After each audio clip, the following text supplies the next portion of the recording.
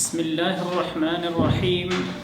الحمد لله رب العالمين، والصلاة والسلام على أشرف الأنبياء والمرسلين نبينا محمد وعلى آله وصحبه أجمعين ومن تبعهم بإحسان إلى يوم الدين. أما بعد، موضوع سخن ہے جماعت کے ساتھ نماز پڑھنا واجب اور فرض ہے۔ عن ابی ہریرہ رضی اللہ عنہ قال اتى النبي صلى الله عليه وسلم رجل اعمى فقال يا رسول الله ليس لي قائد يقودني الى المسجد، فسأل رسول الله صلى الله عليه وسلم أن يرخص له فيصلي في بيته، فرخص له، فلما ولى دعاه فقال له هل تسمع النداء بالصلاة؟ قال نعم. قال فأجب. رواه مسلم۔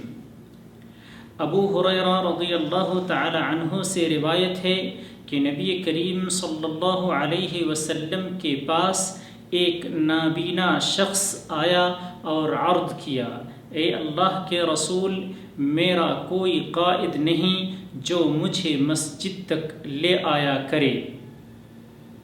اس نے رسول اللہ صلی اللہ علیہ وسلم سے سوال کیا کہ آپ اسے اس بات کی رخصت دیں کہ وہ اپنے گھر میں نماز پڑھ لیا کرے۔ چنانچہ آپ صلی اللہ علیہ وسلم نے اسے رخصت عطا فرما دی۔ جب اس نے جانے کے لیے پیٹھ پھیری تو آپ صلی اللہ علیہ وسلم نے اسے بلایا اور اس سے پوچھا، کیا تو نماز کی اذان سنتا ہے؟ اس نے کہا، ہاں۔ آپ صلی اللہ علیہ وسلم نے فرمایا، پھر اس کا جواب دے یا قبول کر، یعنی مسجد ہی میں آ کر نماز پڑھ۔ مسلم۔ وعن عبد اللہ وقیل عمرو بن قیس المعروف بابن ام مکتوم المؤذن رضی اللہ عنہ انہ قال یا رسول اللہ ان المدینة كثيرة الهوام والسباع، فقال رسول الله صلى الله عليه وسلم تسمع حي على الصلاة حي على الفلاح فحي هلا۔ رواه ابو داود باسناد حسن، ومعنى حي هلا تعال۔ عبداللہ اور بعض کے نزدیک عمرو بن قیس المعروف بابن ام مکتوم مؤذن رضی اللہ تعالی عنہ سے روایت ہے، انہوں نے عرض کیا، اے اللہ کے رسول، مدینے میں کیڑے مکوڑے یعنی سانپ، بچھو وغیرہ اور درندے بہت ہیں، اس لیے آپ مجھے گھر میں نماز پڑھنے کی اجازت عنایت فرما دیں۔ رسول اللہ صلی اللہ علیہ وسلم نے پوچھا، کیا تو حی علی الصلاح اور حی علی الفلاح سنتا ہے؟ اگر سنتا ہے تو مسجد میں آ۔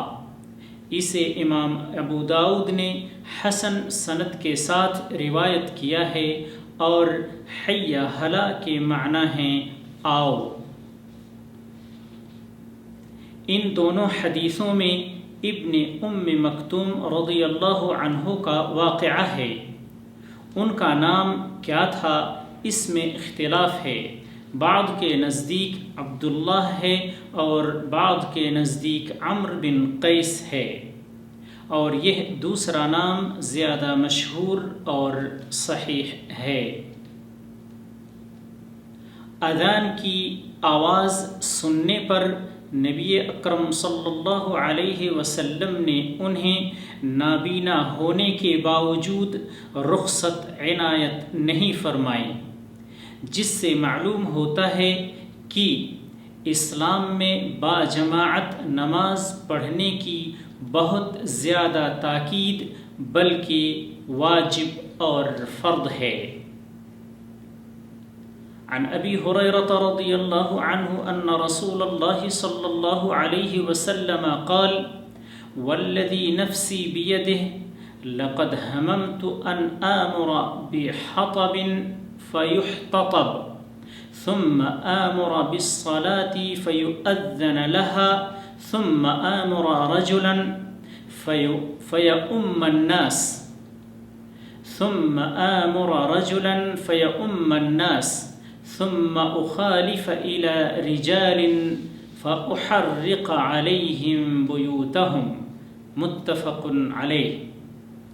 ابو ہریرہ رضی اللہ تعالی عنہ سے روایت ہے، رسول اللہ صلی اللہ علیہ وسلم نے فرمایا، قسم ہے اس ذات کی جس کے ہاتھ میں میری جان ہے، یقیناً میں نے ارادہ کیا کہ میں لکڑیوں کو اکٹھا کرنے کا حکم دوں، چنانچہ انہیں اکٹھا کیا جائے، پھر نماز کا حکم دوں، چنانچہ اس کے لیے اذان دی جائے، پھر میں کسی ایک آدمی کو حکم دوں کہ وہ لوگوں کو نماز پڑھائے، اور میں خود ان لوگوں کی طرف جاؤں جو مسجد میں نہیں آتے، اور ان سمیت ان کے گھروں کو آگ لگا دوں۔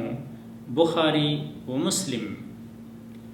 یہ حدیث اور ابن ام مکتوم رضی اللہ تعالی عنہ کا واقعہ ان لوگوں کی دلیل ہے جو اس بات کے قائل ہیں کہ جو لوگ تندرست اور مقیم ہوں اور انہیں کوئی عذر نہ ہو تو مسجد میں آ کر باجماعت نماز پڑھنا ان پر فرض ہے، اور جو لوگ ایسا نہیں کرتے گو ان کی نماز ہو جاتی ہے مگر وہ فرض کے ترک کا ارتکاب کرتے ہیں۔